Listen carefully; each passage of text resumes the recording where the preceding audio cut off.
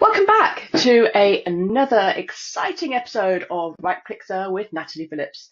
Now, usually I'm sitting here giving you lots and lots of tips over what you need to do with email marketing, subject lines, how to find your audience, what to write, that sort of thing. Today is going to be slightly different and slightly deeper, more in depth, and that is about your business purpose. Now, it took me a long while to figure this one out, and I'm telling you now in hope that whoever's following me and watching this video will be able to do it in half the time, as always with all of them. Now, it's not essential to have a business purpose, but when you have it, life becomes a lot easier. So, what is a business purpose and why do you need it? And the answer is you're not just sitting there selling widgets or services or coaching. You're doing something which ideally lights you up from within. Now, most people say, oh my God, I never found a destiny, Nat. I walked out of school, I fell into this wonderful role, or I discovered this, or I thought about this, or I taught that, and now I want to do it full time, or I want to build a business on it. The truth is that most people in this world don't have a vocation. Very few people do.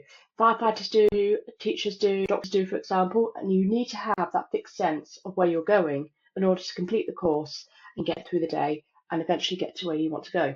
That knowledge that you're making the world a better place. But I think all of us really need something like that in our lives. It's not enough to say, I created X, Y, Z today with X amount of money. If we did that, all of us would be an OnlyFans selling our bodies, but we don't. We want to know that when we go to sleep at night, we've done something that matters in this world. And that leads back to your business. Because when you find something which does light you up and people pay you for, you squared the circle.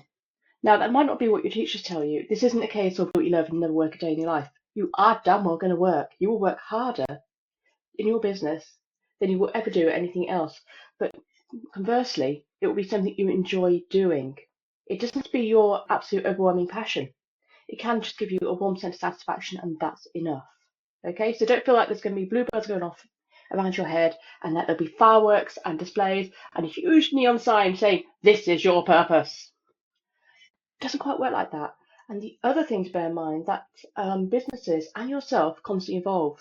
Because when you work on your business, you work on yourself and the way that you present to the world.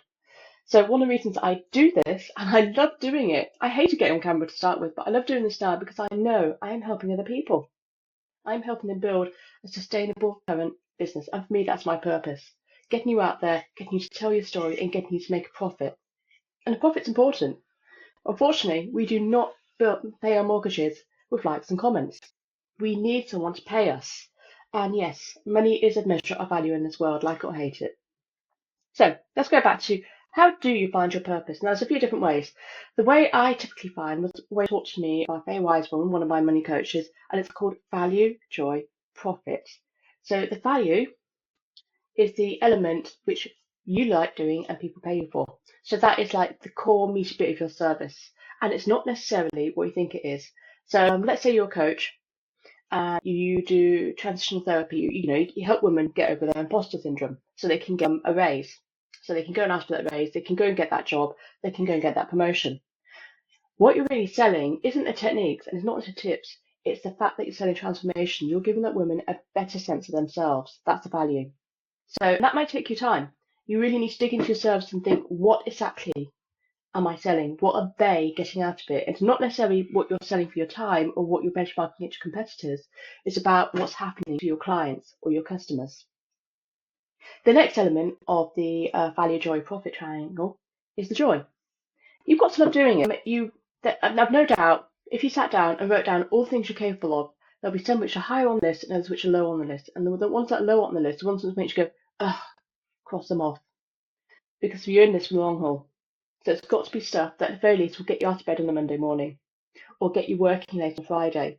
Remember, there will be times when you sacrifice your weekends for this, or you have to go to an after dinner meeting, or you have to go and do the extra bit of training. You never stop learning in this job. So make sure that the things that you've got bring you joy. And it doesn't have to be a lot. The key purpose here is perhaps one to no more than 3 things, ideally just one. And I said over time, it can change. So don't feel like you're committing to life to this. We're not getting you married. The final thing is profit. So there's no point in finding joy in something no one pays you for or doesn't pay you enough. Okay, we're in this for the long haul, which means that we need to be able to cover our bills, cover our holidays, cover sickness, put aside a decent dividend for the end of the year. That's aside from your salary. Make sure that you've got a pension, make sure you've got some long-term plans.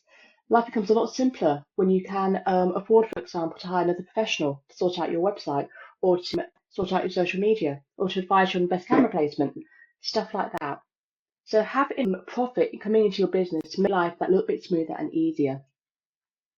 So yes, that's your triangle. Now, how do you find it? Thinking that's well and great, Natalie. You give me some solid advice here. What next? So here are 4 solid tips to help you take a step forward and find what your business purpose is. The first one is brain dump. Literally write everything down. Write down what people have asked you about, what people get your advice on.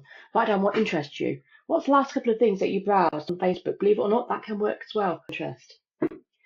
Then look at things such as what happens if you did this? What's the most someone's ever paid you for? What's the one thing that made them light up? How do you get referred to? All of that really counts, which leads to the next question. Have you asked other people? They can be friends, they can be families, they can be past clients if you've been in your business for, they can be colleagues. Again, say, what do people think of when they think of me? So that's the first thing, because that'll give you a benchmark where you are right now. And then secondly, what do I want them to think of me? What do you want to be known as? That leads me on to an extra tip. If, like me, you record your meetings, you can go and do a search now. Just go through the transcript, use AI if you need to, and say, what are the key questions and points that people pick out? What are the key advice recommendations I give? Find out what comes up again and again. What are the patterns that you're unconsciously doing in your business and your life? Because you can either change them or lean into them. Now, the final thing is for your business purpose, it's got to suit you. It's got to fit your ideal lifestyle. So it's great saying, I'm really good at coding, or I want to be an AI trainer. But if that's only paying you peanuts, you're going to find yourself working around the clock to fulfill it. And that's what you don't want to be doing. Okay? You also have to bear in mind, even if you say, I want to do a 25-hour week, you've got to allow downtime between meetings to do admin, to catch up, to do client quotes, and yes, do social media. There are costs. So make sure you get that balance right, not just for doing client work, but also everything surrounding it. So I'm not going to tell you what that looks like, but you need to sit down and plan what your ideal week looks like. Allowing time off, allowing time for research and training, allowing time, obviously, for your family, allowing time that actually brings you joy, doing stuff you love doing, such as your hobbies. So just going out. And then look at what you need to do to fill that gap and in order to hit your income goals. Go back and do it again. The final thing, whilst I did say you shouldn't benchmark against others, it's always a good idea to go and check out what others are doing because A, it gives you ideas or angles you haven't thought of, and B, it gives you a feel for what the market rate is. You don't necessarily have to adhere to that, but it's good to know, for example, if you can charge £25 or £200 an hour, depending on what you're offering and how. So Upwork and Fiverr are both really good for this. Go and check what the freelancers are doing, what they're charging, what their product catalog. Go on LinkedIn and see what people are. LinkedIn is actually really good for business requests. So if you're looking at the higher end side in the B2B section, LinkedIn is your goal.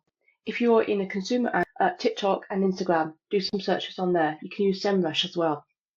And this helps. Remember, it doesn't necessarily have to take long, and you can do it. It's just a couple of hours here and there.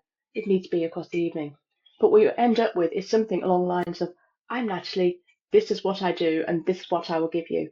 And suddenly, as I said, it becomes a lot easier to find your audience, to talk to them, and to charge them. More about that in the next video. Take care. Bye.